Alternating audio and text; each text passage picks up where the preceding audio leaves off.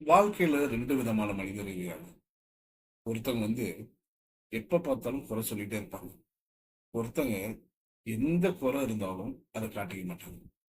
இதுல குறை சொல்லிட்டே இருக்கிறவங்கள பத்தி நம்ம தப்பு சொல்ல முடியாது. ஏன்னா, அவங்க வாழ்க்கையில பல விஷயமா கஷ்டத்த பார்த்திருப்பாங்க. பல விதமான இன்னல்கள அனுபவிச்சிருப்பாங்க. அதனால அவங்க வாழ்க்கையில அந்த குறைய சொல்லிட்டே தான் இருப்பாங்க.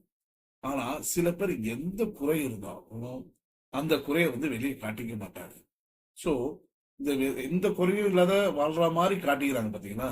அவங்களோட குறைய சொல்லிட்டு, இந்த குறைய தீர்த்து வைக்கணும்னு சொல்லிட்டு, கடவுள நம்புறவங்க ரொம்ப பேர் இருக்கிறாங்க. சில பேர் அந்த குறைய எப்படி நம்ம நிவர்த்தி பண்ணலாம்னு சொல்லி யோசிப்பாங்க.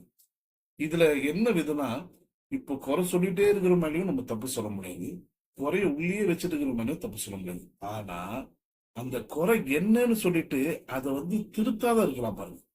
அதாவது அந்த மிஸ்டேக்கோ, இல்லாட்டி அந்த தவற அத திருத்தாத இருக்கிறான் பாருங்க. அவனதான் நம்ம குறை சொல்லணும். ஏன்னா, ஒரு குறை, ஒரு பிரச்சனைன்னு வரும்போது, அந்த பிரச்சனைய முடிஞ்ச வரைக்கும் தானே தீர்த்துக்கணும். ஏன்னா, இந்த காலத்துல ஒரு பிரச்சனைய நம்ம ஃபேஸ் பண்ண தைரியம் இல்லாட்டி, வாழ்க்கையில எவ்வளவோ பிரச்சனை வருது. எந்த பிரச்சனையும் நம்மளால ஃபேஸ் பண்ண தைரியம் இருக்காது. ஸோ முடிஞ்ச வரைக்கும் உனக்காக வரக்கூடிய குறையோ, இல்ல உனக்காக வர பிரச்சனையும் நீயே தீர்த்துக்கணுமே தவிர, மத்தவங்க உதவி எதிர்பார்க்கக்கூடாது. ஏன்னா, இன்னைக்கு உதவின்ற ஒரு பெரிய விஷயம் கிடைக்கிறது ரொம்ப அரிதாயிடுச்சு. ஏன்னா, இன்னைக்கு யார உதவின்னு கேட்டாலும் உதவி செய்யறதுக்கு ஆள் இல்ல.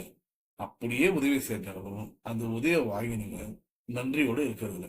சோ, ஒரு விஷயத்த பாத்தீங்கன்னா, குறை சொல்றது தப்புன்னு சொன்னாலும், அந்த குறைய திருத்திட்டு வாழ்றது வாழ்க்கையில மிகவும் முக்கியம்.